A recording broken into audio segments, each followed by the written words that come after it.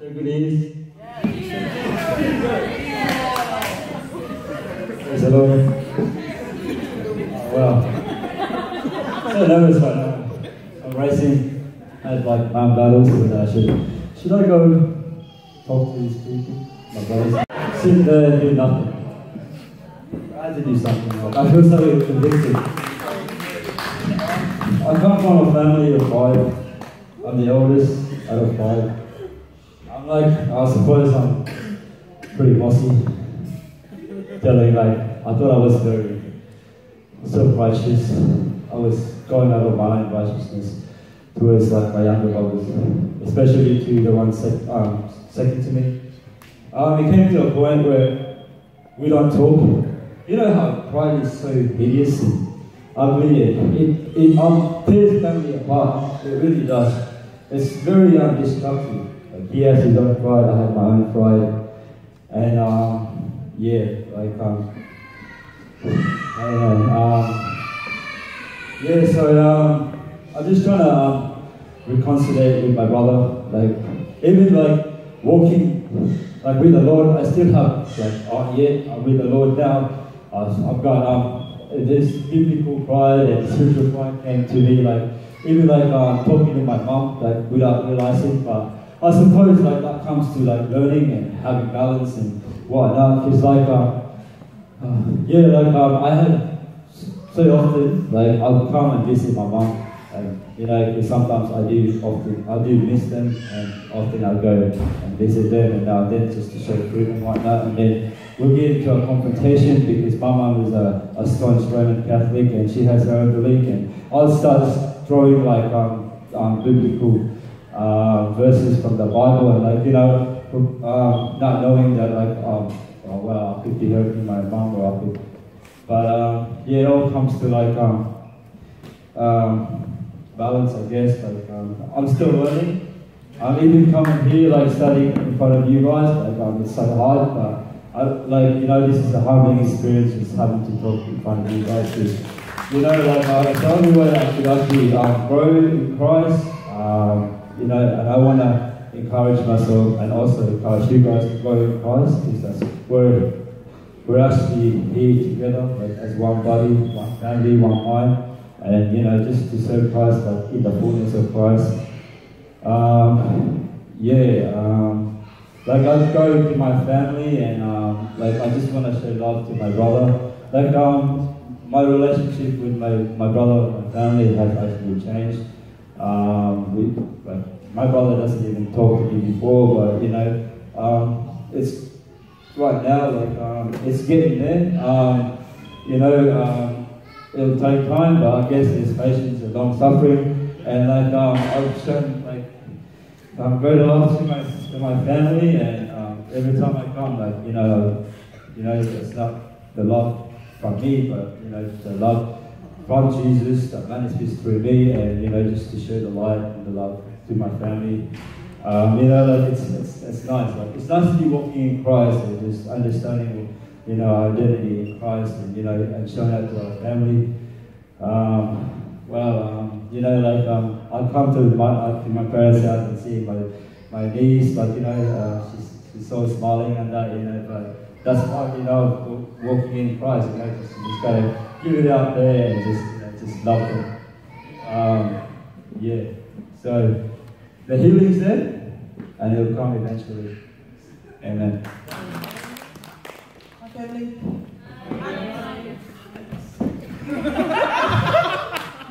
Hello. So I don't know if you remember the testimonies of the brethren that are on YouTube, but there's some testimonies on YouTube, and I was at work one day and I was writing down the questions that they were asked, and I was answering the questions according to my own walk.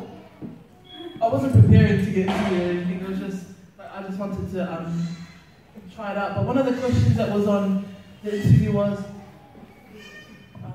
what's the difference from you in the beginning of your walk and you now? And everything was like pretty positive, but there was a one negative that's different from me from when I first started walking and from me now. And that's the Lord showed me that I used to guard my salvation so much more in the beginning of my walk. yeah, I used to guide my salvation much more in the beginning of my walk. And there's a scripture in Ephesians chapter 4, and it's verse 26.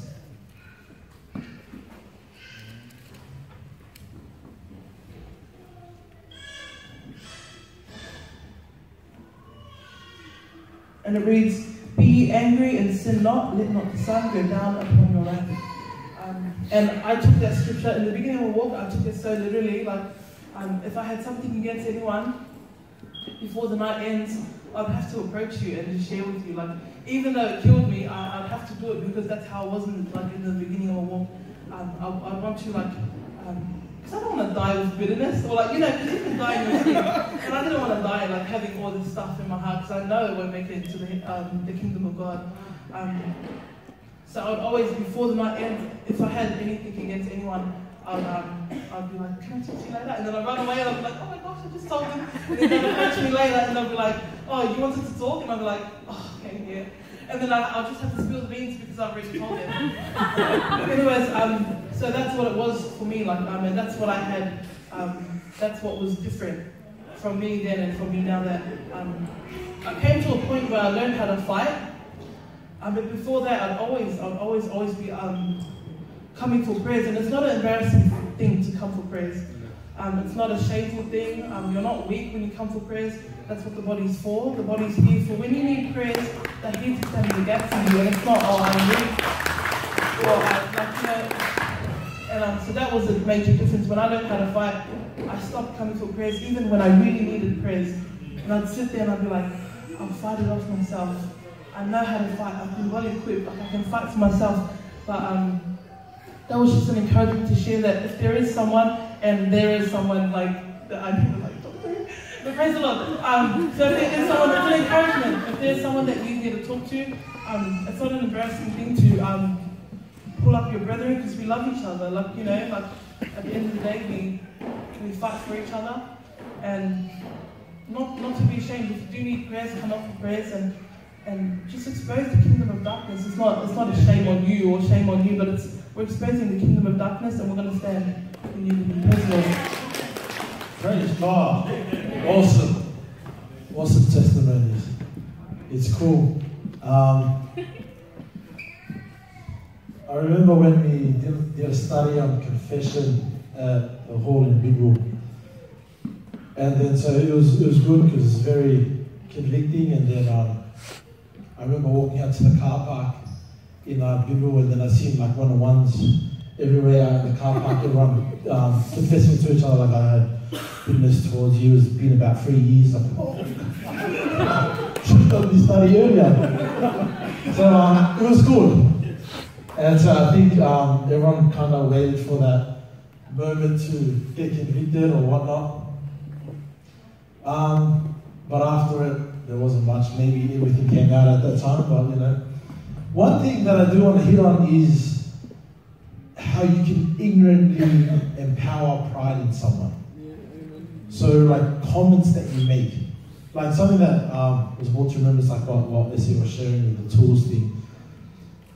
Like, if someone doesn't know how to do something, and then comments like, "Oh, didn't you know that?" And so, like, it kind of, the person on the other side goes, "Give it, I know how to do it." They have no idea how to do it, but then it builds that pride because they don't want people knowing that they're not able. You know what I mean? An encouraging comment will help someone, will bring the pride down and be like, "I don't know how to do it." But then comments like, "Are you serious, bro? How long have you been saying this for?" Or like, I don't know if people don't say that now, but it's very little comments that people say that help to empower this pride into people, and people who try to kind of match their standards to other people. If they feel like they're lower, they have to build up the rest of it with pride. Does that make sense? You know what I mean? And so, if conviction isn't going to help empower your walk, then pride will help empower your walk. Does that make sense? Like, you're going to continuously move by the conviction of the Holy Spirit, but if that's not in place, pride, which is I remember when we done the study on pride, just my own personal one, so much of it, like pride is just a root. And everything branches out of pride. And it's just a whole root. And like what Brother Esther was saying, you peel back any sin, you get deep, it's pride. Everything falls back into pride. So it is something that, when I was sharing with him, something that you got to understand with pride, it pushes things in your walk, no matter what the manifestation of that sin is. You go way back, you see that it's pride pushing that walk, but it's actually bringing into captivity every thought to the obedience of Christ. And that's actually being real with yourself. Is not that you have to go and tell everyone. If you want to, God bless you. You know what I mean? That's cool. That if you want to confess, that's actually a good thing. Confessing, you know what I mean? So really help me to understand that if you actually bring whatever's taking captive of your mind and telling you this, telling you that, telling you this, actually bring it in front of you and saying, okay, how can you face something that you're going to allow to push you from the back? Do you know what I mean? Let it come in front of you so you can actually speak to it and know and expose what you're doing so that you can be built up. Like that teaching we done, Rick Renner done, the video that we watched yesterday. Anybody watch that? Yeah. It was awesome teaching.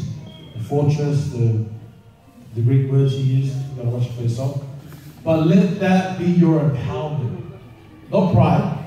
Your conviction, what the Word of God tells you. And I know I've seen a lot of people here die to a lot of things. And we're no longer trying to die to those physical things, maybe a few things here and there.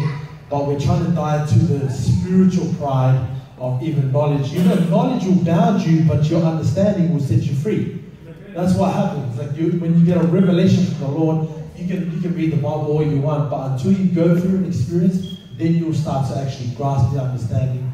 You'll actually start to move, be empowered by the revelation of the Holy Spirit. True? Amen? Amen. Praise God. Amen. Jesus Christ is Lord. Amen. Integrity is. Amen. Praise God.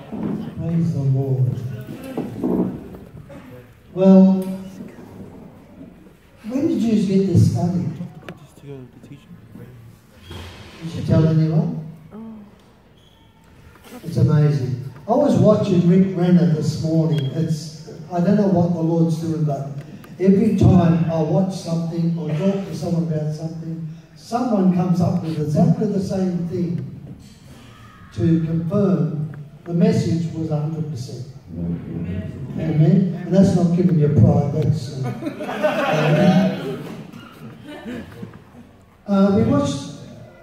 we've been studying a lot of things lately about mind battles and things like that. And I'm sorry, I get disappointed when a lot of people don't turn up, because especially people I know have mind battles. Because you can't know something without knowing something. Like they talk about understanding. You have to understand something to know what you're actually doing, don't you? So, Rick Renner is a good teacher. Who knows Rick Renner? Very good teacher. Last night we watched a thing it's about my Rick Renner, How the Devil Works. Today I was watching Rick Renner. Now I sit in front of my TV with the YouTube on, and I sit there and I close my eyes and say, Lord, who do you want me to watch? And straight away he'll give me either Robert Morris or Rick Renner or something like that, and some name, and I'll just go to it and I'll look through it. I say, which one do you want me to watch? That one. Well, this one I watched this morning was called How to Have Peace with Difficult People. And he talks about, I'll just give you a little bit of it. He talks about, he went to a convention in Russia to watch a friend who's a member of that church. But the pastor there is short, he's only 5 foot tall, but when Rick Renner said, I'm going to build a church in Russia, well, this pastor, instead of sitting him down the front where they usually send pastors, they took him right to the end of the auditorium and sat him there. And he got angry with him. This pastor was angry with Rick Renner, and Rick Renner was angry with this pastor from the other church. And the Lord told him to go down and get on his knees before him. And he said, he had every excuse not to do it. He's only done this, he used to talk to his congregation against him, and he used to talk to his congregation against him. And he finally got to the day where he'd done it. He said, this is what I thought about you, and I want to repent and ask for your forgiveness. And that's not easy to do, because pride won't let you do that. Pride is a flesh fruit. No, we'll call it works, not fruit. We'll call it works. And pride won't let you do that. But I think sometimes you've got to come to yourself and think about it. There's a balance in everything as well. I remember hearing a sermon maybe 20 years ago on no, not even that, back 10 years ago. And a pastor was teaching, everyone that has flesh has pride. Paul says, I even more have confidence in the flesh. Paul says it. So what's he talking about? He's talking about you're going to be worked on from now to when you go home to be with the Father. Amen? Amen. So don't think you'll get over everything in a day, because you've got pride if you think that. I want to have a look at, can we have a scripture put up, please? Hebrews.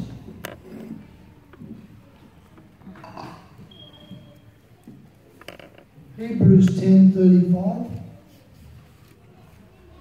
Now let's go to the balance of pride. Did Jesus have confidence? Yes.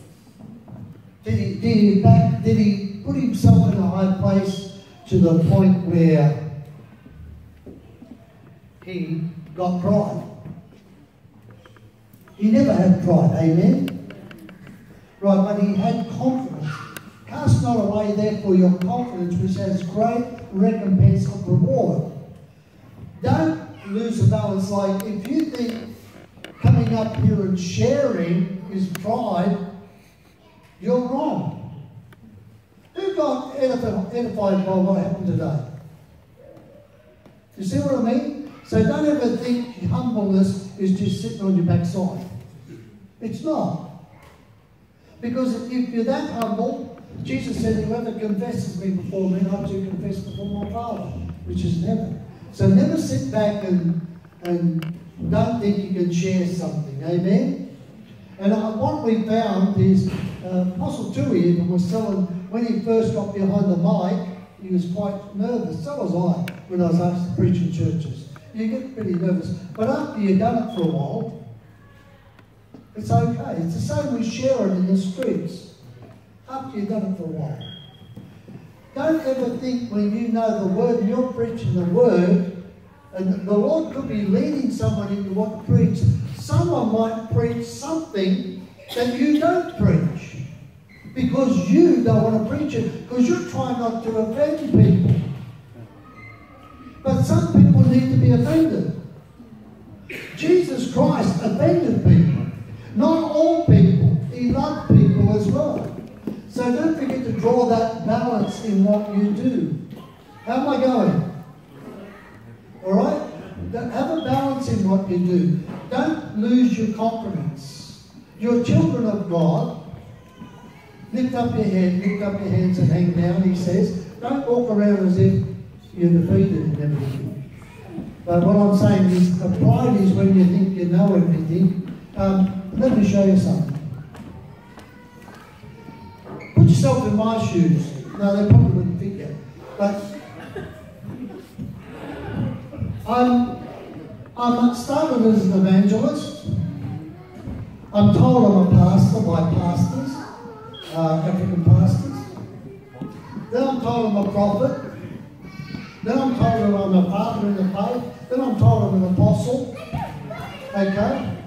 But I keep saying to someone, I don't care what anyone says I am. I care what God says I am. I want to be what Daddy says. If you want the power of God flowing through you, humble yourself under the mighty hand of God. Whatever you do you want me to be a child, Lord? Do you want me to look after the children? I'll look after the children. You know what I'm saying? So you can go through stages of what you're meant to be. Who's realised sometimes you're ministering and you come out with brilliant revelation on Scripture sometimes? Who can we thank for it? We can only thank God for it, can't we? Essie, you've done well today. You really touched my heart, honestly. A lot of people touch my heart. I wish you would be quiet when you come up here. I ask the Lord to let me fill people's hearts. And Lord, let them all fill each other's hearts in Jesus' name.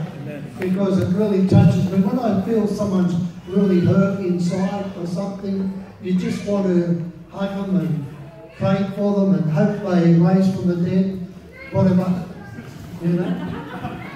But honestly, I love this ministry.